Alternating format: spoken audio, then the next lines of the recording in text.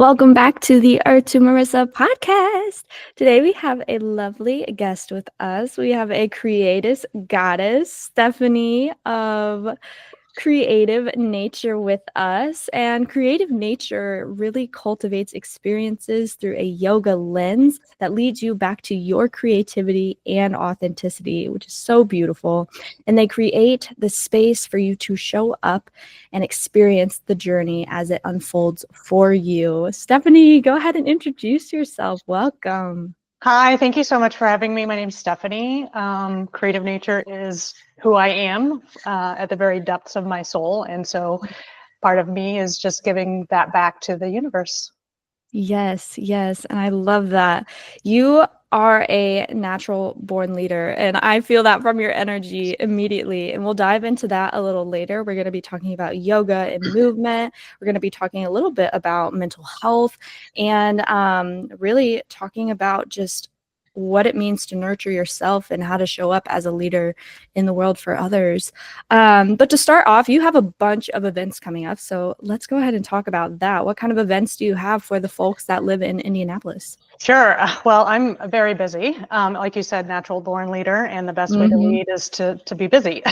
That's not the best way, but it is important to lead by example. So actually in a week, a little less than a week, a little more than a week, on February 19th, I'm hosting our monthly Yoga for Mental Health, which I know we're going to dive into in the podcast today.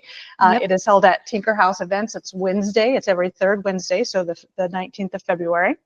All of those proceeds go back to the American Foundation for Suicide Prevention. And again, I know we're going to talk about that in more depth later. But secondly, in March, every month, I also host a Meditate and Create. We can be creative nature without the creative piece to our soul. So every second Saturday, I host a Meditate and Create. It's just that. We get together, we go through a meditation in community. I guide everyone through the meditation.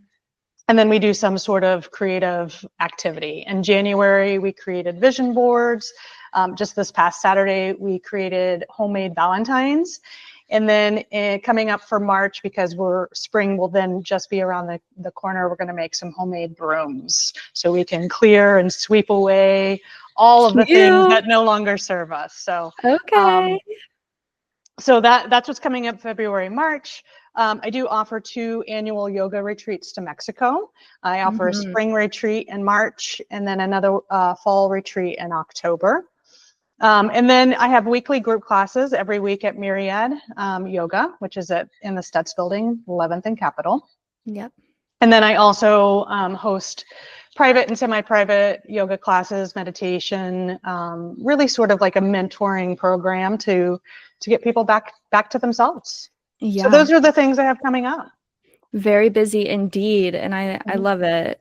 I love all the creation that unfolds with you. I feel like creative people usually do have a lot going on because they're constantly creating and being a generator too in human design. Yeah, you're on the go all the time. And with that, what is the self-care that helps you stay grounded and centered? What's a self-care routine that has been helping you with this packed schedule? Well, definitely my own yoga practices, and my own yoga practices have shifted over the past 20 years. I've been for almost 7 years teaching yoga, and it used to be more the asana practice, the physical practice of yoga, but found myself lately just needing to sit in time out. So I have, especially with some anxiety, I have learned through my yoga practices what works and what doesn't work to sort of manage and navigate my own anxiety. And I have put myself in a lot of time out. And what that really means is I'm just sitting with myself. I'm connecting to my breath. I am looking for ways to not allow the thoughts to control me. And that's really something that we're talking about at the studio this week too, is these waves of thoughts. In Sanskrit, it's chitta-vritti, which just means that our minds fluctuate. Our natural state of mind is peace and calm, and then these thoughts come in. And so when the thoughts feel overwhelming for me, my self-care has been to really just sit in meditation. Sometimes I'll put on instrumental music. Sometimes it will be chanting, just something that's going to help me connect to the vibration of the earth. Yeah. And what does meditating look like for you? Because everyone has a different practice. And I actually had a coworker, she asked me yesterday what I do when I meditate, because she's like, I just kind of sit there, but then I get like hit with the waves of like when you actually sit with yourself and your Yeah. mind is quiet, then all the chatter comes in. And she was like, and then it like overwhelms me. And I'm trying to, she does a lot of yoga too. And so she's like, in Shavasana, I always hit this like wild state and like feel the energy pulsating, but when I meditate I don't have that. And she's like, I'm trying to get that over into my meditation. So I'd love to hear what your practice is. Well, I would say first that everybody's meditation practice is going to be different. Like how we show up Completely. for ourselves, how we show up in Completely. each moment is going to be different. You know, a lot of times my meditation is a walking meditation with the dog, you know, and all, Yeah. you know, when I'm walking with my dog, not every time, but often I will come into metta meditation, which is that loving kindness. May I be happy. May I be free. May I be healthy. And then you extend that to another person. Then you extend it to maybe someone with whom you have difficulties. And then you extend it to the entire world. And so really coming back to the compassion of the heart. And that's just one example of meditation. At this point in my meditation practice, I can sit anywhere. I could sit in a chair. I could sit on the floor. I could sit in the parked car somewhere. It's really for me about it first acknowledging that we have this chitta, this mind chatter, and then second, not allowing that chatter to control. Like, I know that that thought exists. I don't have to do anything in this moment about that thought. Just return to my breath. And really to me, that's what meditation is. Just mindfulness, return to the breath. Yeah, neutrality. Neutrality is like a huge word that always comes to me when I think of my own meditation practice. And yesterday when she asked my coworker, that's what I gave her. I was like, it's just accepting that all of it's there, but not necessarily acting on what's coming forward. Yeah. Right, exactly. That's And beautiful. you know, and just you know that you're going to have thoughts, and you know these thoughts are going to disturb the peace and calm, your natural state of mind. Your goal is to get back to the natural state of mind as many times as it takes to get back to the natural state of mind, because those waves of thought are going to come back. Yep, always. And there's this state too that I have reached. I don't do it every time, but there is a state where it stops. Like the thoughts really do, like it runs out. You've like let everything through the bridge, and as you've stayed neutral, as you've just watched it all pass, then there's like nothing there. And that I feel like is where like you can do all the crazy things that we hear about in meditation, astral travel or receiving messages or all sorts of stuff. But yeah, even me and you that has like a pretty good meditation, when we are experiencing anxiety, like the chatter can just be a lot sometimes. It is. Especially when it wakes you up at 4 a.m. and you're like, nope, now's not the time to have this thought. Nope. Let's just shelf that until we're awake, then we'll come back. Yeah, it's like, do I have to actually do anything right now about it? No, we don't. Like, let's put it back. Let's put it back. Well, I love that self-care, giving yourself a timeout. I like the wording of that. And I'm definitely going to be using that moving forward. Yeah. I'm gonna put myself in a timeout. I did that last night actually. So that's funny. And then affirmations. You shared these affirmations with me and I absolutely love them, but go ahead and share them with everyone. Yeah, so there's two that really have been, like, I thought about the question, you know, I knew that this question was coming as what's the affirmation? And, you know, the way I sort of plan and organize my life is I follow the subtle shifts in the seasons, right? And so we just shifted to, you know, late winter, like we have 5 weeks more of winter. And so I was trying to resonate with one of the mantras that I have for this time of year, and that's really about cleansing and purity and you know, making space for what's to come. But when I sat down to to reflect on this question, what really has been coming up for me lately are two. One is just be open to receive. And it's something that I've been using a lot in my classes as I teach. Open your heart, be open to receive the messages from the universe, be open to, you know, the life enhancing thoughts that we choose. And that leads to the second affirmation is once you're open, you get to choose. You get to choose the thoughts that you want. You get to choose everything. There's nothing in life that you don't choose. And so I really feel like those have been resonating a lot for me lately. And, you know, I've been using a lot as I'm teaching my yoga classes. Yeah. Yeah. It was just in bulk. Do you do anything for in bulk? Yeah. Yes, I do. I used to do fire ceremonies, but they weren't well attended. So in bulk, yeah, is what I call, I label it rumblings of spring. So this is the time, right? So I started to purge on in bulk. I started to clear out the things in my closets that we no longer need. And so this is part of the process of these next 6 weeks, 5 weeks of winter, is start to cleanse and to purge, making space for our renewal and rebirth at spring equinox. Yeah. Okay, cool. And, you know, and meanwhile, underneath the ground, you know, I call it rumblings of spring because the earth is already doing the same thing, is clearing the space, making it's this quickening of the earth, right? The womb of the earth is starting to awaken so that we can plant our intentions. Yes. And all the seeds are like just vibrating, just They ready to take off. Yeah. Which I love that.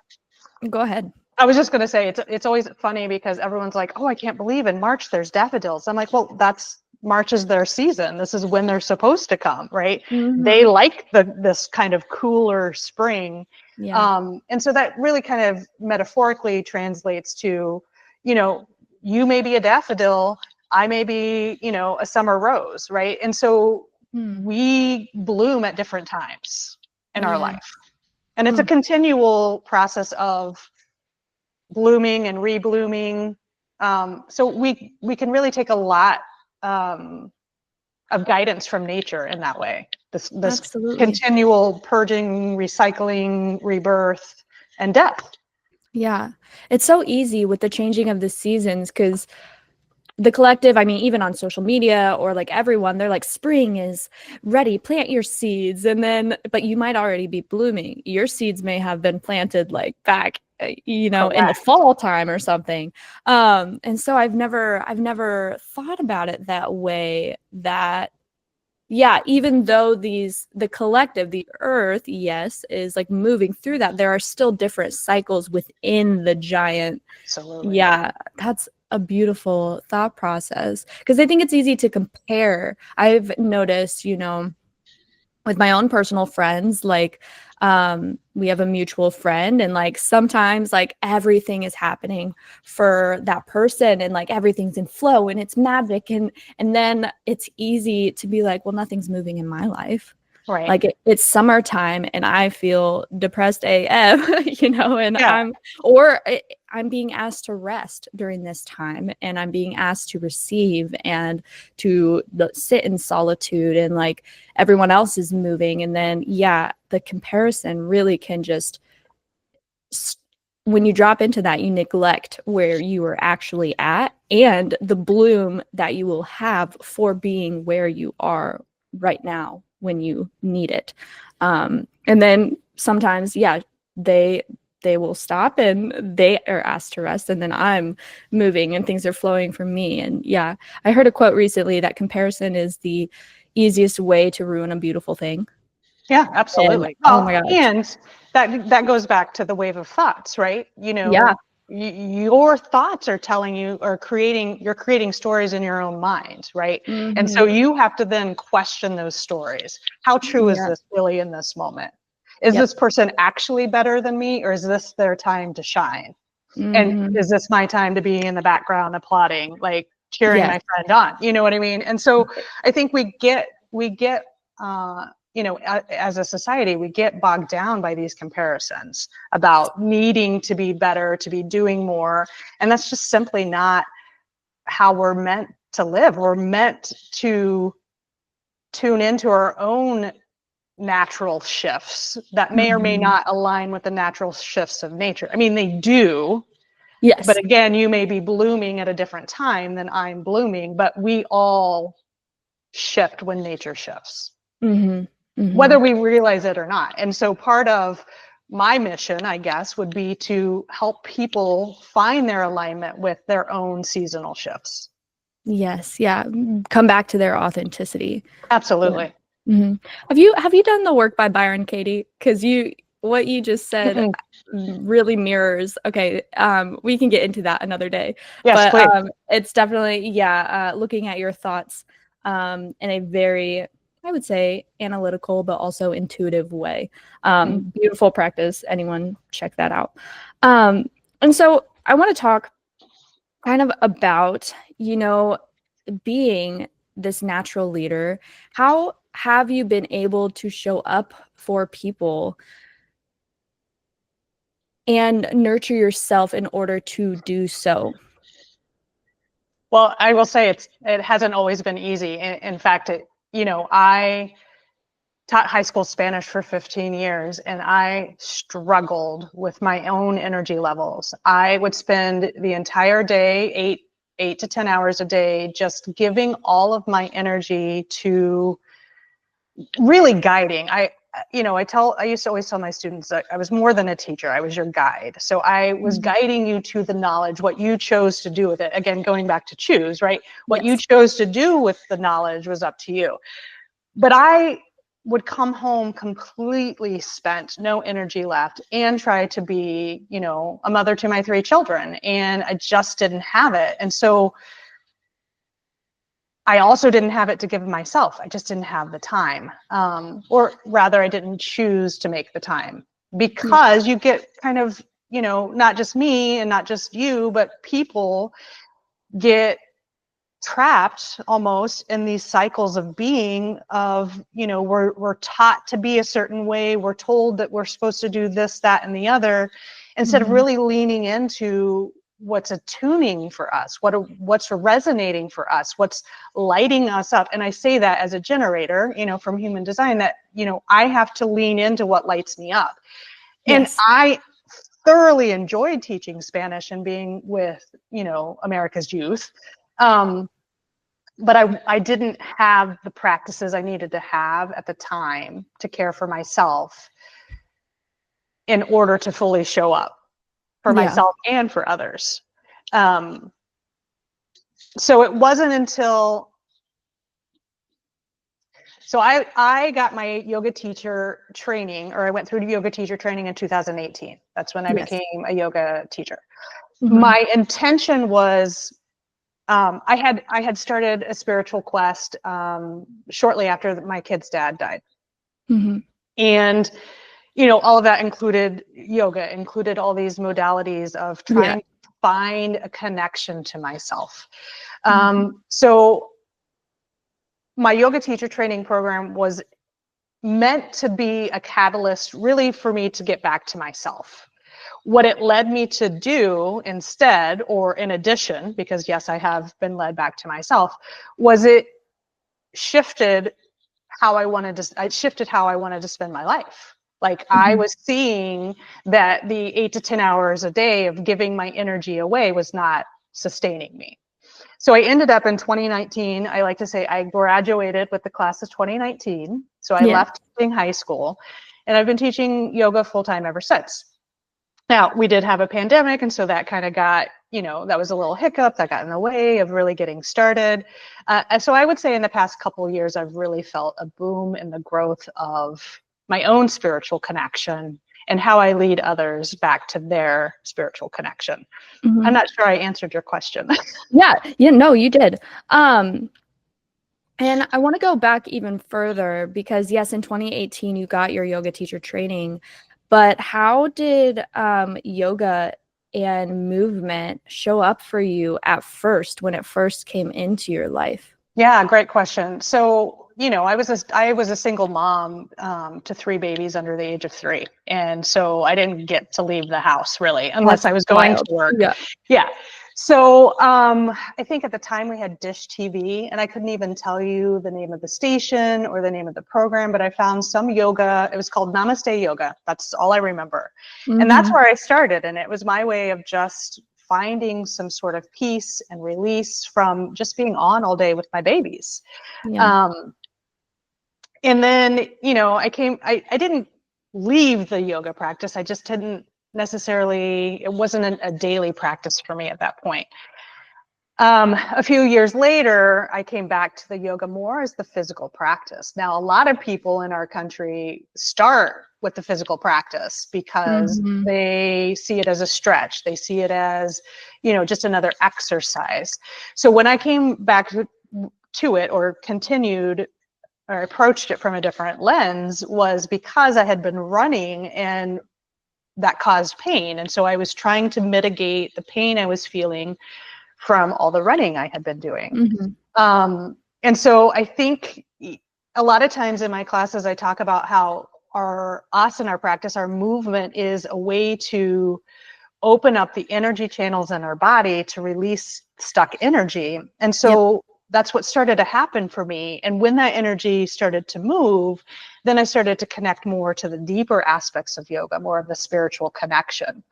And like I said, I had been on a spiritual quest, to really deep dive into, you know, why are we here? What is this Yeah. all What's about? going on? Like, you know, how do I connect to the deeper parts of me, to God, divine, the universe, whatever, you know, What however started anyone. that?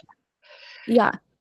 What started that was, you know, the kids and I had lost their father to suicide in 2012. And Mhm. so I, you know, for the first couple years was trying to manage the grief, trying to Yes. manage their grief, trying to, at that point, really be the only parent. I went from single parent to only parent.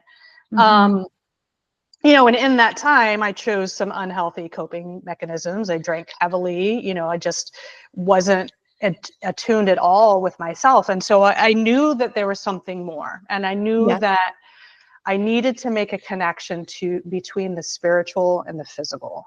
Mm. And it wasn't there for me. You know, you often hear that the the workforce is described as the rat race. And it is, in a sense that, you know, we sort of get mechanical, sort of robotic, and you Absolutely. get up, you drink your coffee, you read the paper, you get in the Very car, masculine. right? Yeah. You can, yeah. So it was a lot of masculine energy, which I can embody a lot of that masculine energy with my, you know, leadership roles, and this Mhm. very poignant, really, like, need for me to lead, right? Like, it is Mhm. built in my DNA to be a leader. Um, and so that quest really began as a means to help understand the grief a little bit. You know, it was about 4 years post his death that I really set out. Like, I was ready at that point to seek outside of myself, Mhm. which is interesting because that's where I discovered myself, by seeking outside, seeking other Mhm. spiritual modalities outside of myself, brought Yes. me back to myself, Mhm. in this idea that nothing outside of me, nothing outside of you actually exists. Mhm. All that you could ever need, want, desire already exists for you. Yes. Coming back to, you just need to choose. Yes. Yeah. Choosing yourself, choosing to look inward through the outside modalities. Right, Yeah. exactly. Yeah. Exactly. Sometimes I think it's easy, especially when you are a leader and kind of masculine. For me, I know I've had this experience multiple times where it's like, I can do it all myself. I can do it all myself. Like, give me the emotion and I'll try. But then I burn myself out and I actually just Absolutely. don't really go anywhere. And so these outside modalities, meditation, breath work, yoga, whatever it is, even just reading books, it opens and awakens your mind, but all of that knowledge, yes, is within you as well. These Mm-hmm. outside modalities are just helping you to remember. And Absolutely. what did you find was like your biggest remembrance through that spiritual quest that you went Hmm. on? Gosh, that's a great question. Well, I think you kind of touched on it, is that, you know, we all have inherent wisdom. You know, part of one of the modalities was listening to, you know, some spiritual leaders, and one of them was Ram Dass, and he Mm. said, "I'm just the rent-a-mouth. Like, this is all knowledge that you already have. I'm just saying it out loud." And I Yeah. think that we need to start putting ourselves in those kinds of communities where we are connecting to our inherent wisdom, whether that be through creativity or whether that be through a yoga practice. I don't know. I think when I think of yoga, I think it can be anything, right? Any practice that's bringing you back to yourself is going to be a yoga practice. But I also say that, having really studied and taught yoga for the past 7 years. I mean, I've been studying longer, but, actually teaching and leading others to yoga, like you could do a walking meditation, you could do a creative meditation. It's all yoga. Yeah. Yeah. And through that grief, so grief is, I've heard this, grief is a phenomenon. It's not really something that you can control. It's not like even forgiveness is kind of just a phenomenon that happens on its own time. And with grief, what was the biggest, I guess, modality or thing that helped you move through that? Because even just, you don't have to necessarily lose someone. Even the climate, the state of the world, so many people are experiencing grief right now and may not even know that it's grief that they're experiencing. But what was the biggest thing that really Well, I think first, one thing someone said to me was that grief never goes away. It evolves as you evolve. And so as you have new experiences, your grief is going to change. And that really speaks to just transformation in general. We are constantly shedding layers. We are constantly transforming, or at least that should be the goal. You should be shedding things that no longer serve you as you cycle through your seasons. And so I think, I'm trying to remember now exactly what your question was, but I think, yeah, go please. Just what helped you with the grief? Like, what was one thing that you found that really helped you start evolving through that and shifting it and changing it? Was it kind of that choice of 4 years in being like, okay, I'm gonna choose myself and go inward because I'm not being fulfilled or feeling, or was it a certain modality, like when you actually started diving in? Does anything come to mind of just that? Yeah, not really. I think just, having the supportive community, because as soon as I could, I got my kids and I into some grief counseling, right? Like, so how do we navigate this? How do we manage it? Let's be around other people who are also trying to navigate and manage, because there is strength in numbers and solidarity and community. Even when I was teaching high school, one of my, I know it's cliche to say, but it takes a village to raise a child, and that's still true today. I think it's more true today than it ever has been. But I don't think that there was one particular modality that really helped sort of throw me over the edge in terms of better managing my grief. I think that probably the most significant change was when I decided to stop drinking. And that has really, I still have challenges. I still have, we all have obstacles in our life, but making a different choice, like to put myself in a timeout versus to grab a beverage, right? And so that has been very eye-opening for me, and it helped, I believe, the grief process sort of speed up. Oh, absolutely, because you're no longer numbing it. Exactly. Yeah. Right. Exactly. Yeah, you're sitting fully with yourself, and I want to congratulate you. 6 years sober. That's Thank truly you. amazing, and I'm so excited for you. And choosing that, making that choice, how has that continued to shape you into the version of self that you are in today? That, constantly choosing and showing up for yourself and sitting with the full raw emotions in that vulnerable state. Well, I think that most importantly, I like myself a whole lot better. And there was nothing about me that wasn't likable before. I just didn't value myself. I didn't know that I could love myself, that I could choose that. And so that is why I drank, because I was hiding from myself. I was hiding from the grief. I was hiding, escaping, and you just can't. You cannot escape yourself. There is no place. There is no, recreational, anything that can take you away from yourself. And so you just have to learn to sit with yourself. That doesn't mean it's going to be easy. And that doesn't mean you have to do it alone. There are people out there to help support you, to help guide you, like me, and lots of other people that work in this beautiful, I want to say healthcare, but wellness industry really is finding wellness.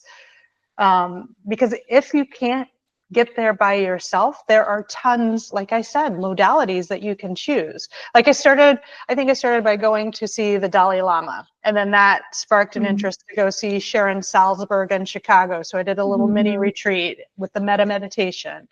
And then, gosh, I don't even know. There were just so many things that just like started to snowball. And I have always been a very reflective person. I've journaled for my entire life. And so what I know that I need is to get it out, even if it's just in written form. What I do with that later is irrelevant, because it needs to come out of the head. Those waves of thoughts need to come out to create the space to cultivate what's next. With all of this self-reflection and this own kind of health journey, mental health journey that you've been on, you also have a degree in psychology. And so do you analyze, I want to say, like yourself and other people through this psychological lens? Because like I know that is a balance, and then I'll go deeper into like where I'm going with this. But I want to know that first. Yes and no, right? So there's lots of ways. Again, there's lots of modalities within psychology as well. Sure. And so my bachelor's is in psychology. I have a master's in teaching Spanish. So what for me, what resonates in my view of the world in terms of psychology is behavior, right? Yes. We all behave in certain ways, and those behaviors are indicative of what's going on in our life. And so I like to really analyze in a way, not like in a judgmental or I'm labeling you, but in a, how can I care for you in this moment? Like, I see that you have a need, and it translates really well in a yoga class, right? So I'm watching you all move. Like, what do you need in this moment that I can offer that may just make it that much sweeter for you, right? And so it's about behavior. It's about seeing how people interact with each other, seeing how people interact with themselves, how you carry yourself, how you speak about yourself, how you speak about others, right? I feel like having that degree in psychology has really helped me also to look at my own behaviors. Yes. Not originally, not initially, again, this has just come through growth and evolution in, why do I do the things that I do? It could be as simple as, why do I carry my purse on my right shoulder every time, right? There's a reason. I don't know what it is, but that's a behavior that you can start to look at in yourself and others. Like, why do I always drive with my left hand? I'm not left-handed, but I drive with my left hand. So just little things like that are telling, but they don't tell the whole story, but they tell you something about the person. Maybe there's enough curiosity there for you to ask a question.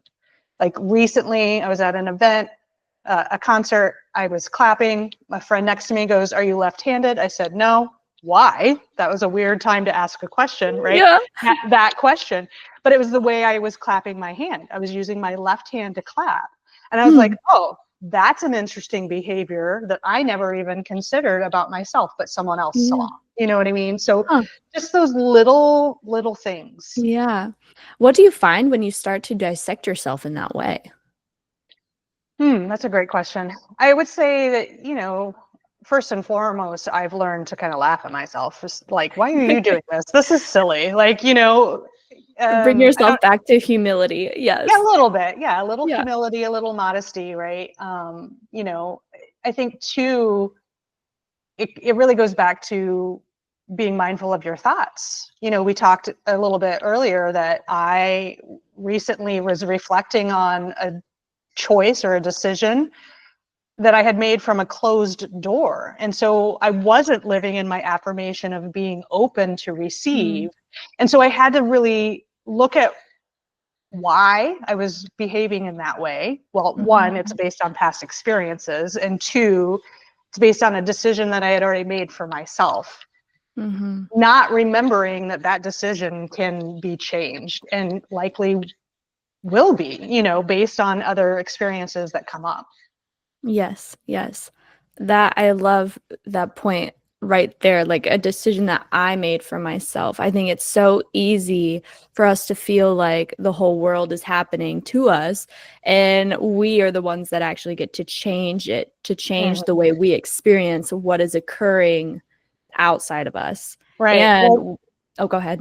Well, I was just going to add to that. One of the local yoga teachers and astrologists around here, Megan Hanna, said to me once, it's not happening to you, it's happening through you. And so that's where you also get to choose, right? Yeah. Like, how am I going to show up in this moment as these things are happening through me?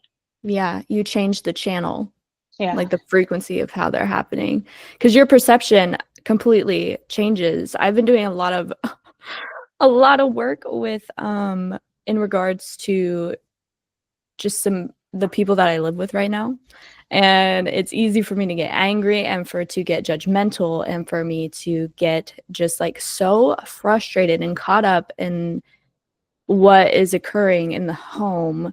But if I can just accept and be like, why does this bother me so much? What is actually fueling this? Yes, is it a past experience? Like asking all these questions, I feel like it really just like clears the clouds and brings you into fully the present moment, which is where everything is happening now. But yes, staying open to just receive the medicine that is coming from these experiences and just to accept rather than to resist. I heard something, The Power of Now. I flipped to it kind of like an oracle deck. Like Spirit was like, grab that book. And I flipped right to this beautiful page. It was talking about negativity and how negativity is really this temple bell within you of something's going on. You are out of the present moment. Bring yourself back. And then once you bring yourself back to be just this transparency, to be transparent and visualize yourself as things just flowing through you. There's no wall for it to hit and stick. It's just flowing through you. It's flowing through you. And that is true acceptance and true forgiveness, because if something happens and you are not affected by it, you're in the state of not being affected, like that is full surrender. And Absolutely. that like really shifted it. But if I wouldn't have gone inward or reflect or gotten a little analytical with myself, like we wouldn't have gotten there. So it's, yes, so important to just question everything, question. Absolutely. Yes. Well, I was going to say too that we don't get to choose the feelings. They arise because that's just energy, but we get to choose how we respond in any moment. And it's about responding, not reacting. And I think that's one thing that I've learned a lot through my yoga practices. Okay, this is upsetting me now, but I don't have to react to it in this moment. I can take a time out. Yep. Really analyze why I'm feeling what I'm feeling. I know this is exactly what you just said, but like, and then choose from that, right? Choose from a calm and peaceful, natural state of your mind, how you want to respond. And I would say, even in that response, choose it, be kind in your response, whatever the emotion was, whatever you're feeling, is always be kind. Yes, because it's so easy to act from the emotion, but that isn't you. You're acting, from a completely different state, and that's where like pettiness comes in. That's where sassiness comes in. That's, aggression. But it's like, is that really my true self? No, not at all. Like and so noticing too, like how those emotions are affecting the way I want to act. And bringing it back and reminding, like, I don't have to be that way. My true loving self. Oh, would love a little thumb. What's that from? It's just, I don't know, a lot of the recording studios, like when you make like symbols, like things pop up. I just look at, Oh, yeah, I look at as spirit is like, yes, ma'am. yes, we got it. We We, love if it. for those of you that are listening, I just did a thumbs up and the screen added a nice little thumbs up bubble. But yes, yeah, like how would my truest self react in this moment? Like my truest self would acknowledge that some of the people that I live with are going through what seems like maybe a lot for them. And we can choose to, view them as all these negative things, but Mhm. I really and will never know what is truly going on in their mind. And so I'll be nice and I'll put their dishes in the dishwasher, or something. Yeah, That's very like kind just and loving of you. yeah. Like today I did not because but I there are moments where I have, and it's that choice. It's that choice again. Like, and understanding like, okay, I don't want to keep this pattern up, but like my kindest self will, yeah, hold this space. Um and I want to talk about, so 15 years experiencing the youth of America. Mm. That I just can't even imagine all that you saw. And with this behavioral kind of way of looking at things through that degree, and also your own Mm. self-reflection and everything, what is the biggest, thing that you saw with them when it does come to mental health? Or how did you show up for them, and just hold space? Because, yeah, when you are teaching kids, there's a lot of space to be held, and you're a mother too, and a natural nurturing person. What was, yeah, mental health wise, like the biggest thing that you saw Well, with the youth? I could never really fully diagnose. I'm not licensed to diagnose Yeah. anyone with any mental health disturbances or anything like that. But, what I think the most important thing is when it comes to education, yes, we're teaching curriculum, but we're also guiding, right? We're also leading these people to become young adults, to go out into the world and survive without their parents. Some of these kids, don't even really spend that much time with their parents because their parents are, stuck in the rat race of, going to work, coming home, like doing the go, go, go. And so what I really found oftentimes and it's still true today, even the people I work with, is we all just want to be seen and we all want to be heard. And, it was important for me to, first and foremost, I can sense energy shift, like, call me an empath, call me whatever you want to call me. But if the student walked in one day and his energy had shifted from yesterday, I'm going to check in and be like, what's going on? Do you need to talk about anything? Right. It always, interestingly, it took students a while to get used to me. Being a natural born leader and, nurturer. And, it took them probably a good semester before they realized how pretty awesome, Miss Schrader is. And so by second semester, we were all besties. And when I say that, they really were my children. They were a family to me. They may not have felt like a family together, even though I always told them every class period, we are family, right? Mm-hmm. And then there was always the battle of, we're your favorite class. I'm like, no, everyone's my favorite. I don't choose favorites. But, you know, you see the fluctuation of mood, of emotion. I mean, Mm-hmm. these are teens who are going through a lot of hormonal changes. Oh yeah. They're, trying to navigate who they are. This is a time developmentally when you're starting to detach from the family and sort of create your Mm-hmm. own pack. And so you're watching them do this where they want to be seen and heard, but they want their peers to see and hear them. And what they get from their peers is teasing, making fun of.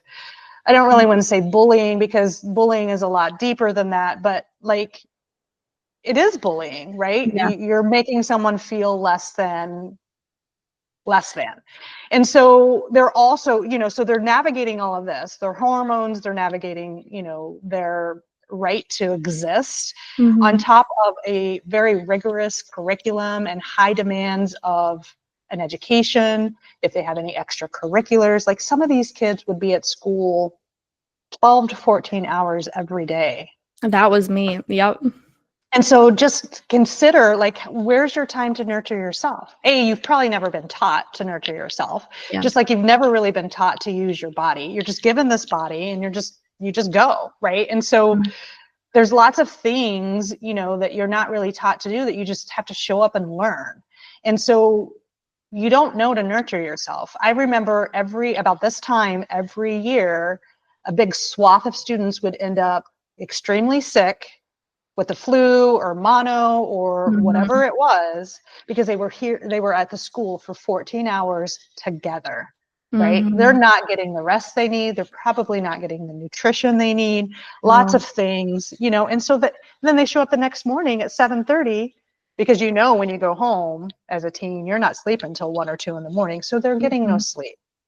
So I'm not sure if I answered your question. Yeah. But it was just really about holding space for them, to Mhm. recognizing that there were days in class that I had a low mood or low emotion. And that would be a day where we're listening to some Spanish music and we're going to color these coloring pages and we're just going to take a time out, because Mhm.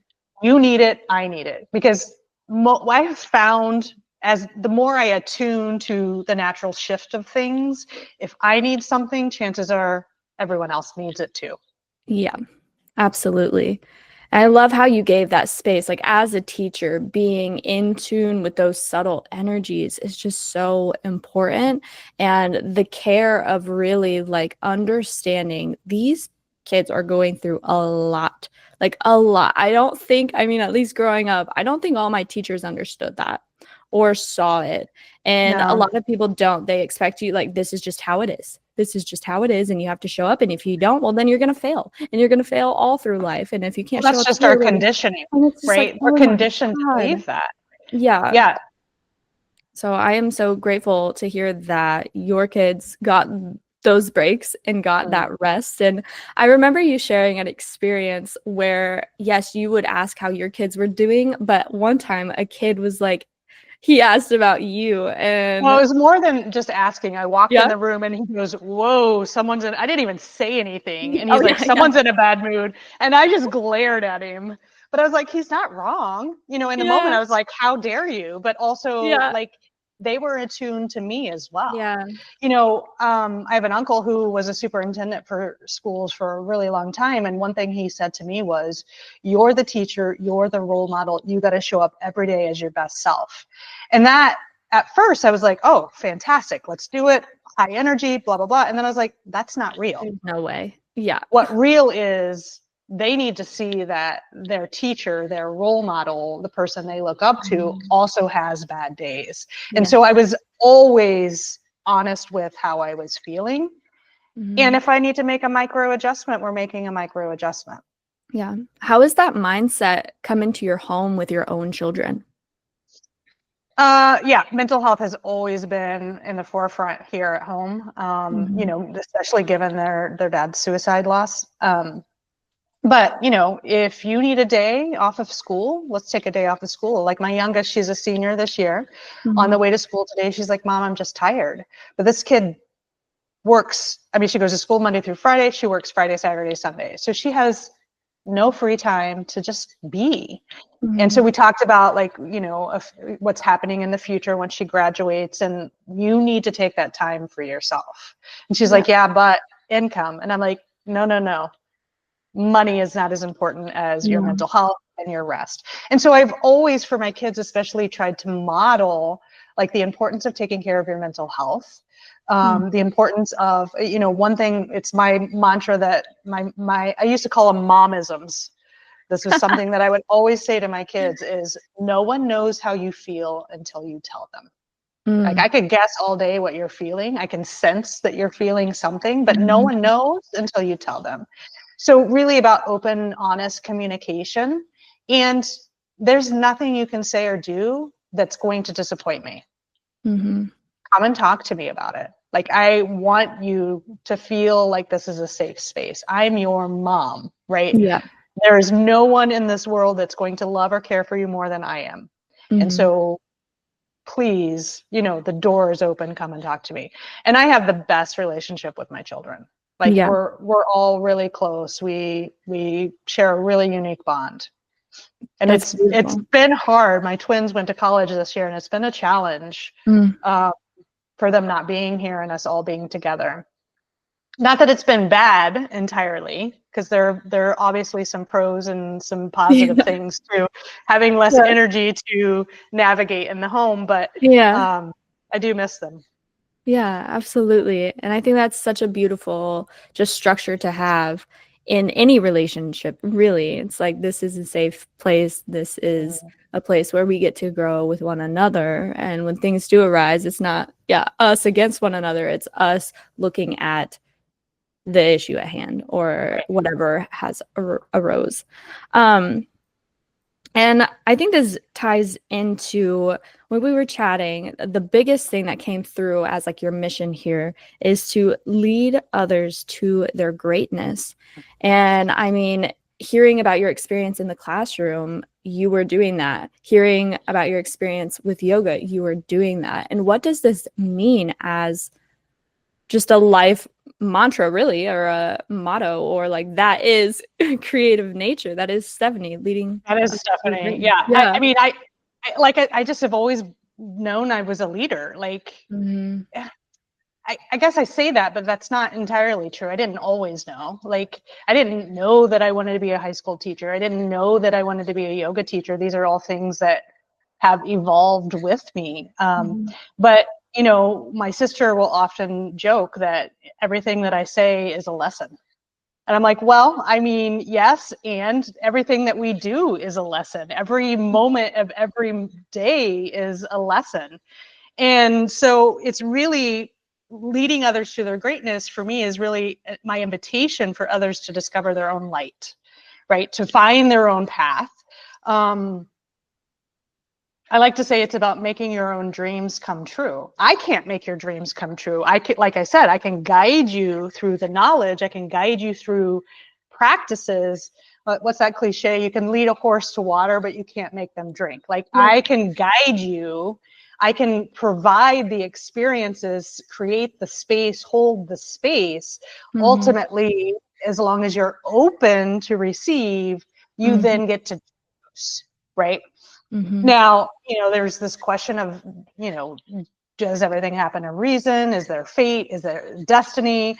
Yes, and I really wholeheartedly believe it's about choice. These things show up for you. You get to choose How you whether you accept them, what you do with it. It's choice. You just have to be open to the messages, open to aligning yourself with what's going to light up your own soul.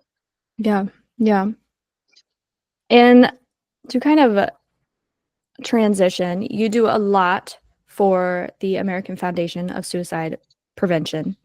And I think with this work that you do, you are leading others to their greatness. You're helping light that spark within. You are helping them to see that life can be this magical, miraculous thing full of blessings. And I know that you do the Out of Darkness walk. You do those monthly, and you've been doing the monthly classes for a few years now with Tinker, right? Well, 2 years? 2 years. This is my second year with Tinker. Yeah. So I actually, right as soon as I got my yoga certification, I was like, I need yoga for mental health. Yeah. And to give back to the foundation, because they've been so supportive, through my grief transition. And so I actually, almost seven years I've been doing yoga for magical. Yeah. And so it started out as donation yoga. And so, with donation yoga, it's hard to pull people in because they don't really see the value. So when I partnered with Tinker House last year, they opened up the beautiful space. I don't know if you've been there yet, but there's this, it's a beautiful event space. And they opened it up for us to come in once a month to lead a yoga class. It's $10 per person. All 10 of those dollars go right back to the foundation. It actually funnels into our walk team. Yeah. And, what the foundation then does, the American Foundation for Suicide Prevention, or AFSP, what they do is they create programs to support people who have lost someone to suicide. They also create programs to educate the community on how to spot and to help prevent potential suicide. So they do a lot to give back to the community. My favorite event of the entire year is the Out of the Darkness Walk. And so it's every September. It's this year is the 6th of September. So every September we all get together at Military Park, and there's several different stations that you can visit. It's like a pre-party for the walk, and so there's usually a stage with some music. There's several different vendors available, and they're not really vending. They're just there. Like my yoga business is there. I'm just getting awareness out, getting the word out about how yoga can help, navigate mental health or navigate the mental wellness. And so, and then, there's a bead ceremony, and then there's a opening ceremony. And so it's a full day of just, I cry every year not because I'm sad. I'm just overwhelmed with the sense of community, with the sense of pride and being part of something so valuable and important. And also, sad, right? Because the reason I'm there is because I lost someone, right? Yeah. And so, and the reason a lot of other people are there is because they've lost someone, or, supporting someone who, or experiencing it. So lots of different reasons why they show up, but I just get so overwhelmed in a good way with emotion about being there on that day. And so it has been a lot of fun. I've been doing the actual walk. Again, the pandemic sort of paused things. Not that I need to tell anyone that, but so, there were a few years where we didn't do it, but for the past 7 years, that's what I've been doing in September. And I really just want to invite people to join our team. Not necessarily looking for help fundraising, but if that's your jam and you want to fundraise, but just come be a part of something that's bigger than yourself. Yes. Yeah. And why do you feel that is so important for people to be a part of something that is larger than themselves? One, community. We absolutely. Can't do any of this alone, right? And for two, I think that it gives you, anyone who is trying to be a part of something bigger than themselves, gives them that evolutionary step to the next best version of themselves, right? Yeah. You are committing to being a supportive human. You're committing to being part of something bigger than yourself. And just that energy alone and that choice is going to transform you. Yeah. Being like an active participant in life by showing up in those ways. Yeah. That's beautiful. Well, thank you so much, Stephanie, for sharing your soul on the podcast and for sharing all of your beautiful experiences and wisdom. I'm so grateful that you were able to come on. Definitely, if you are listening, go check out those dates that we shared at the beginning. The next one for the AFSP is February 19th, the monthly yoga for mental health. That is at Tinker House if you are in Indianapolis. And then March 8th, the monthly meditate and creating a broom. Creating a broom. Yeah, that's really cool. That's really cool. I love that. Was there any last things you would like to share? Where can people find you? My website, creativnature.life, which is also my Instagram and Facebook. So that's where I can be found. Also Gmail, creativnature.life@gmail, if you want to send me an email. I don't know what people gravitate toward really, but I've got the socials, I've got the website. Beautiful. Yeah. Right on. Well, thank you so much. I appreciate all of your time and blessings. Thank you so much. Thank you. Bye for now, everyone.